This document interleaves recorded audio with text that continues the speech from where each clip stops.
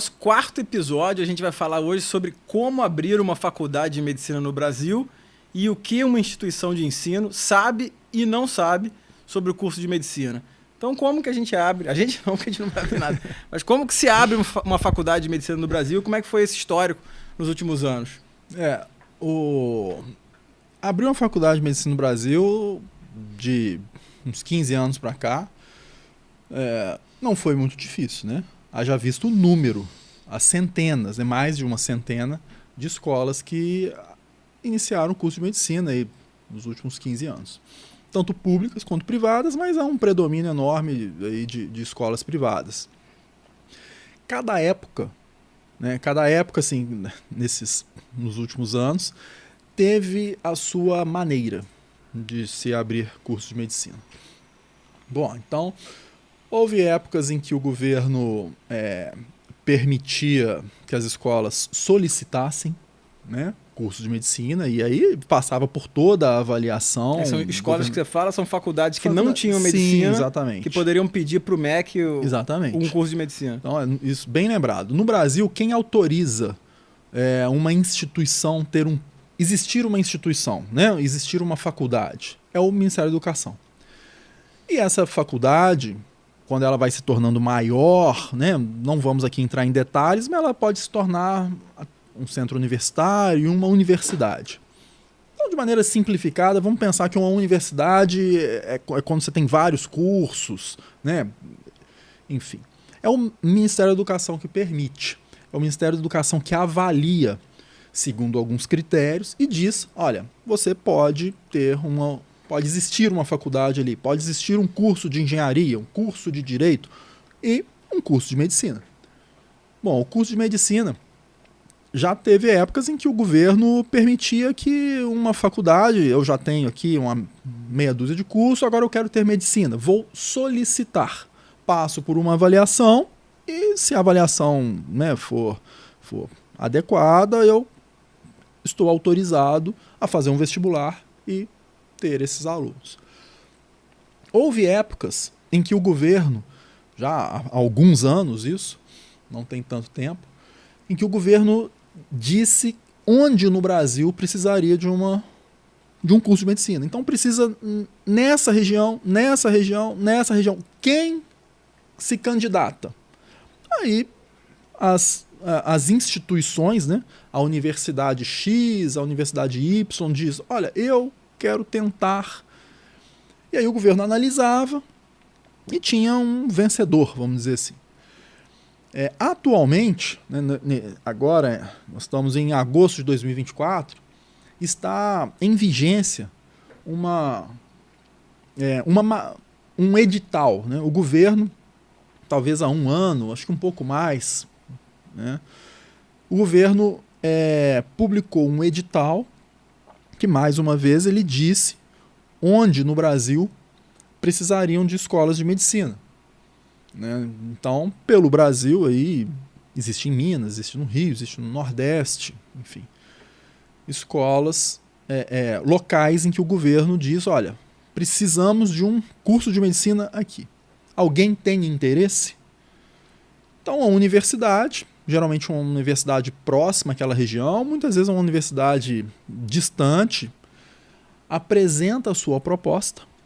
Essa proposta será avaliada pelo Ministério da Educação, tem critérios, né, dezenas de critérios, e haverá para cada região uma universidade, uma instituição que será contemplada com o curso de medicina. E aí cabe àquela instituição prover, né? Então, se precisar de uma sala de aula, essa instituição tem que construir uma sala de aula. Se precisar de professor, essa instituição tem que contratar o professor. Se precisar de um ambulatório, a instituição tem que assim fazer. Então, hoje nós estamos nessa situação. Existe um edital, as instituições já entraram nesse edital, o edital está em processo, né? Dentro de praticamente alguns meses haverá essa definição. E como estamos no Brasil, tem o meio judicial.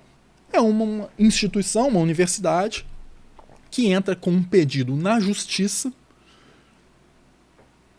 justificando que quer abrir um curso de medicina e que deveria ter esse direito por tais e tais motivos.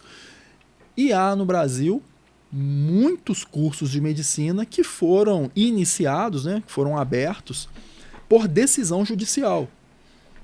O juiz determina, não, eu concordo com o pedido, faz sentido, e o juiz não determina que a escola, que aquela instituição pode abrir o curso.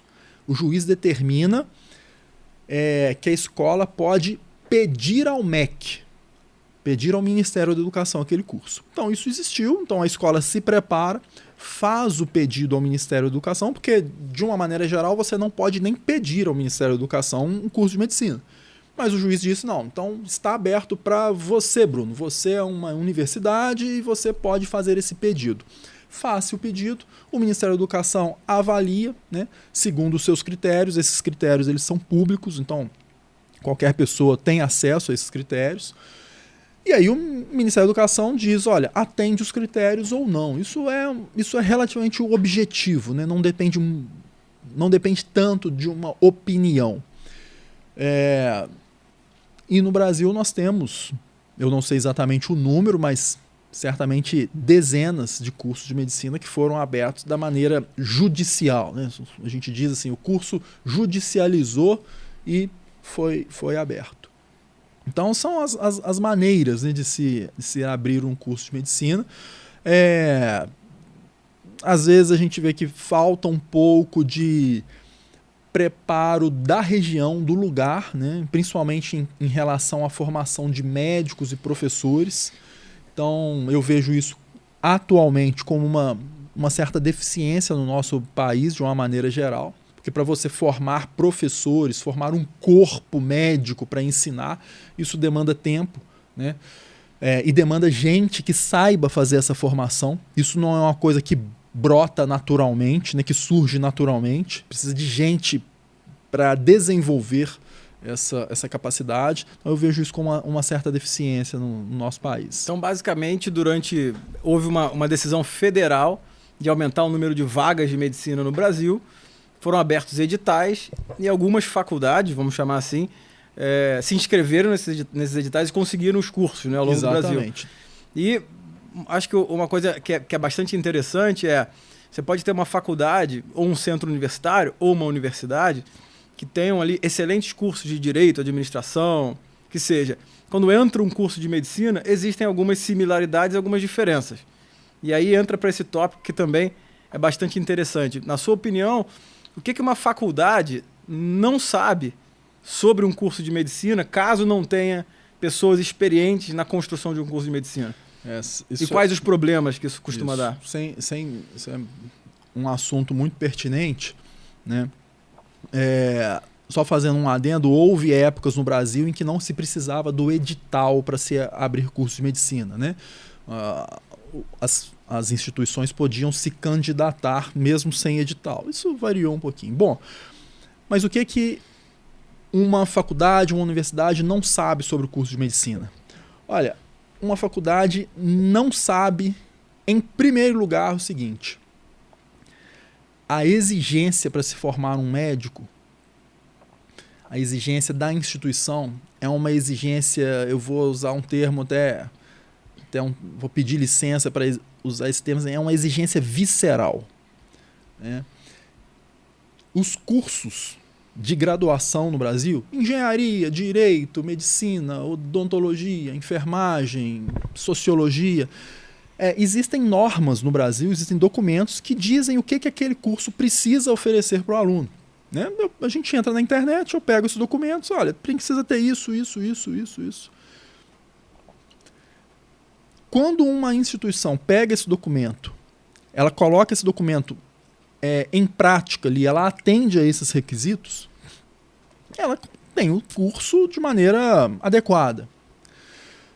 Atender a esses documentos para o curso de medicina é absolutamente insuficiente. É necessário, mas só isso não basta. Você consegue dar exemplos? Por exemplo, nós temos nesses instrumentos que avaliam o curso, diz que você tem que ter um NDE, eu já explico o que é essa sigla, um NDE para ele ser bem avaliado, ele tirar a nota máxima, um NDE com 5 membros, a maior parte desses membros precisa ter pós-graduação, mestrado, doutorado, o coordenador do curso precisa fazer parte desse NDE, e a maioria desses membros precisa estar durante um período longo no NDE. Olha, você coloca algumas pessoas e forma esse NDE. Esse NDE, essa sigla significa Núcleo Docente Estruturante. É um conjunto de professores que vão fazer a estrutura daquele curso, que vão dar a cara daquele curso, né? Se a gente, como se fosse um prédio, é quem faz toda a coluna, as vigas, as lajes do prédio, é toda a estrutura. Tudo que vem depois disso, a gente pode colocar a melhor decoração que exista nesse prédio, né? Vidros bonitos, cortinas, mas se essa estrutura estiver frágil, o prédio desaba. E não adianta nada a gente ter a decoração mais bonita. Então o núcleo docente estruturante é um conjunto de poucos professores, né? 5, 6 professores, em geral é isso, que né, que constroem a estrutura do curso e mantêm a estrutura do curso. Porque a estrutura do curso ela vai mudando, né, ao longo dos semestres e dos anos. Ela precisa mudar mesmo. É relativamente fácil atender o que está ali no documento do Ministério da Educação. Eu contrato algumas pessoas que têm doutorado, eu coloco o coordenador do curso para fazer parte, enfim, atende-se. Mas o núcleo docente estruturante tem que ser formado por pessoas capacitadas a construir um curso de medicina. É como se eu dissesse que, olha, para gerenciar uma empresa, para gerenciar um hospital, uma empresa, a lei exige que seja uma pessoa formada em administração de empresas. Olha, eu posso contratar uma pessoa formada em administração de empresas, até muito bem sucedida, e colocar ela para gerenciar uma grande empresa. Se aquela pessoa não tiver experiência, ela atende à lei, porque foi formada em administração de empresas, mas ela não tem experiência. Se essa pessoa nunca foi testada na vida real, né, gerando resultados naquela empresa, ela não atende. Da mesma maneira, o núcleo docente estruturante, se esses profissionais que lá estão, esses professores, não tiverem uma experiência de vivência prática na medicina, de gerenciamento de pessoas, de gerenciamento de conflitos, de gerenciamento de estudantes, de manejo das situações que envolve a administração daquela instituição, da universidade, e os professores, porque muitas vezes a administração ela tem uma visão administrativa, né, que está correto e precisa, sem dúvida. E os professores eles têm uma visão pedagógica. E quem é que vai conseguir juntar as duas visões para fazer funcionar? Porque se não juntar, uma visão ela é naturalmente conflitante com a outra. Porque é natural da administração querer reduzir custos. Por exemplo, para dar um exemplo, isso é natural, qualquer empreendimento funciona. Na nossa casa, a gente quer diminuir os custos, né? Já um professor, ele quer ter o máximo possível de liberdade de ensino e que muitas vezes aquilo ali inclui custos de tecnologia, custos de instrumentos e ferramentas de ensino. Então, existe originalmente um certo conflito. Precisa ter pessoas que consigam administrar isso. E não só isso, conflitos com alunos, conflitos com os professores, estar atento às mudanças de normativas no curso de medicina, estar atento às mudanças da medicina. A medicina que nós exercemos hoje sob alguns aspectos, não todos, mas sob alguns aspectos, existe uma diferença da medicina exercida há 30 anos, né? Então, esse núcleo docente estruturante, ele precisa ser formado por pessoas complementares, né, que tenham competências e habilidades complementares e consigam gerenciar isso tudo. Não basta apenas atender o que está ali no documento, porque isso sem dúvida, vai cobrar o preço, é fadado ao fracasso, pelo menos no médio e longo prazo. E por que você acha que uma faculdade ou, enfim, uma universidade que tem ali 8 NDEs de outros cursos, ela pode, seguindo a mesma forma de bolo, ter problema na hora de montar, ou enfim, de formar um NDE de medicina? Inicialmente, eu digo que o curso de medicina ele é absolutamente dependente do que está fora dos muros desse curso. Um curso de engenharia, é possível em um laboratório você desenvolver um software. Um curso de engenharia de computação, de ciência da computação, engenharia de computação. É possível você desenvolver um equipamento tecnológico. É possível você testar um material em um laboratório, submeter um material, um concreto, um aço, a testes que serão... que depois esse material vai ser usado na vida real. Você coloca lá, não sei, 1 tonelada por centímetro quadrado, vê se aquele material aguenta e coloca ele na vida real. É possível isso. O curso de medicina depende de paciente. O paciente, ele está fora dos muros da faculdade. Ele está na vida real. Né? Então esse paciente ele pode estar na unidade básica de saúde, que é um excepcional cenário para se aprender medicina. Ele pode estar num hospital, que também é um excelente, maravilhoso cenário para se aprender medicina. Então, se eu fosse eleger aí uma característica, né, por que no curso de medicina você tem particularidades, por que é mais muito peculiar e tal? Em primeiro lugar, depende-se de algo que está fora dos muros. A tecnologia médica hoje, né, que é médica para o exercício, tomografia, ressonância nuclear magnética, tomografia por emissão de pósitron, exames laboratoriais, isso está fora dos muros. Eu posso até estudar isso no curso, né, e devo estudar. Entretanto, o ser humano não tem um comportamento matemático. As coisas variam. O conhecimento ele é uma ferramenta essencial, mas não é suficiente. Você precisa mais do que o conhecimento. Você precisa ir para a vida real, para o mundo real, exercer a medicina com alguém que saiba mais do que você, com um professor, né? Com alguém preparado para você ir desenvolvendo. Então,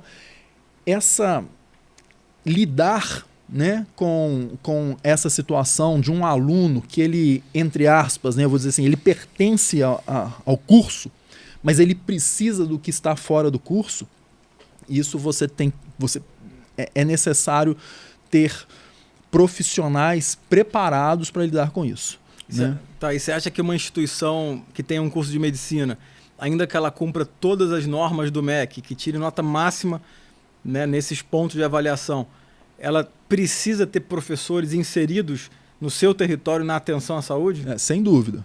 Sem dúvida nenhuma. Né? Claro que o Ministério da Educação, como você citou, ele avalia os cursos, né, e ele dá uma nota para aquele curso. E se a nota for muito baixa, esse curso pode eventualmente até mesmo ser fechado. O Ministério da Educação usa critérios interessantes, né, sem dúvida, de avaliação, mas que não contemplam tudo o que precisa. E o que eu vejo, Bruno, eu vou até um pouco além. Em geral, os cursos que são bem avaliados pelo Ministério da Educação, eles têm alunos que apresentam uma motivação, né? Uma motivação interior, uma vontade. E essa vontade, ela é dependente do ambiente em que o aluno está inserido, né? Como qualquer ser humano, né? Nós temos a nossa vontade, o nosso esforço, mas quando a gente está num ambiente que estimula o nosso esforço, né?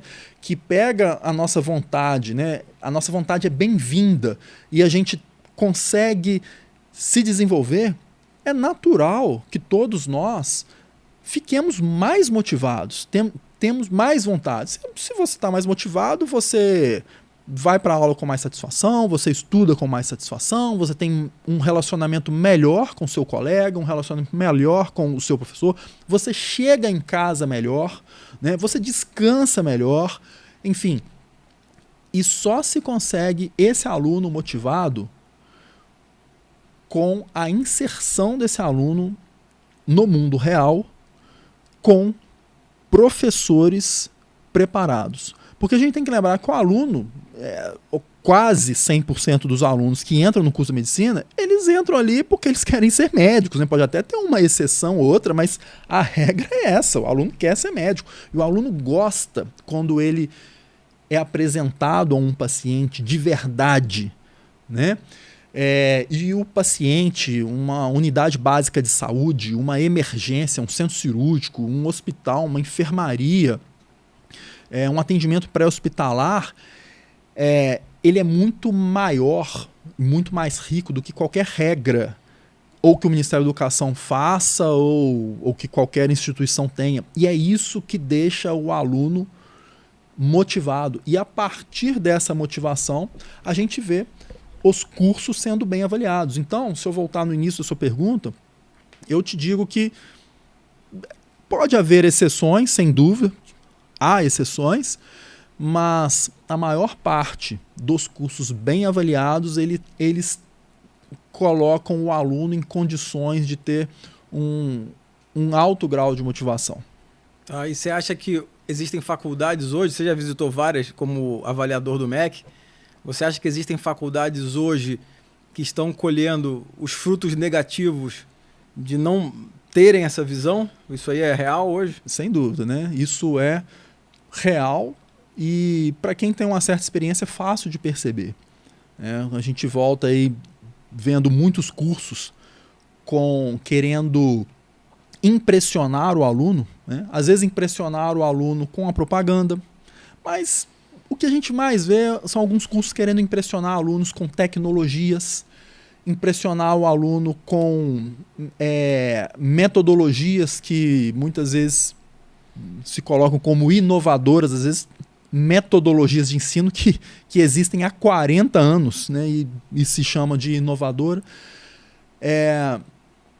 Mas assim, num primeiro momento isso funciona, né? Num primeiro momento isso funciona, mas ao longo dos meses, ao longo dos anos, a gente vê que essa impressão inicial ela é substituída pelo que aquele aluno recebe de verdade. E se o curso não tiver, mais uma vez, uma inserção verdadeira de professores preparados, e mais do que professores preparados, uma equipe que gerencie esses professores, e essa equipe precisa ser equipe de médicos bem preparados, tanto do ponto de vista médico, mas quanto do ponto de vista de gerenciar professores, alunos, metodologias, tecnologia, lidar com a administração da instituição.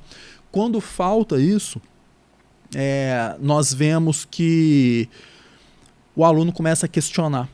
Né? Questionar de uma maneira negativa, que eu estou dizendo, né? Não somente um questionamento simplesmente, mas questionar de maneira negativa.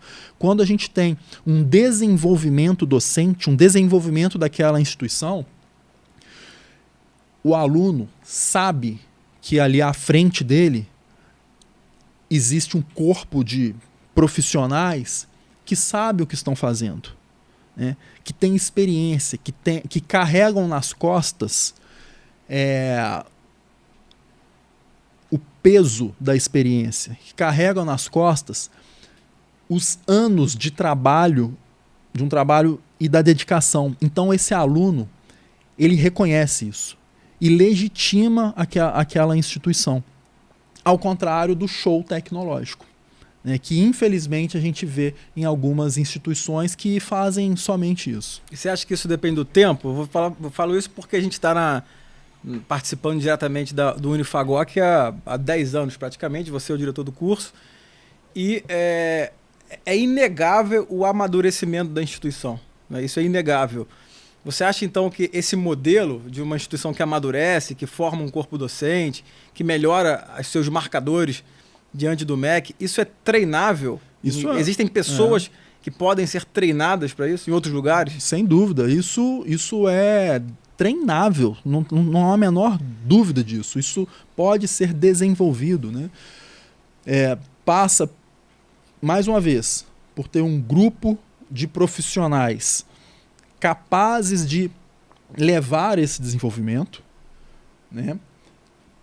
E muito importante, um grupo de profissionais capazes de pegar a vontade que aquela administração tem de ter um curso de medicina, todo mundo quer ter um curso bônus, não há dúvida, de mostrar para a administração os caminhos, né? Os caminhos de relacionamento com o professor, de relacionamento com o aluno, os caminhos de gasto. Às vezes a gente vê instituições que fazem investimentos altíssimos em aspectos que não são, muitas vezes, os aspectos mais necessários naquele momento. E às vezes a gente vê instituições que deixam de fazer investimentos que seriam essenciais para aquele momento. E eu ressalto que é para aquele momento porque o foco do trabalho, do esforço e de um investimento, ele muda ao longo dos anos em um curso de medicina, né? Há momentos em que você precisa investir de maneira intensa em tecnologia. Há momentos em que a tecnologia está relativamente estabelecida e você precisa investir no treinamento do uso daquela tecnologia. Às vezes no treinamento de programar uma sucessão dos professores, né, que você vai mudando a geração dos professores. Enfim, isso pode ser desenvolvido, né? Isso é treinável e pode ser desenvolvido, não há dúvida nenhuma. Muito bem, então a gente encerra esse episódio, convido vocês ao próximo, eu nem sei qual que é mais, mas falaremos sobre o relacionamento das escolas médicas com seus alunos e com os seus professores. Até a próxima.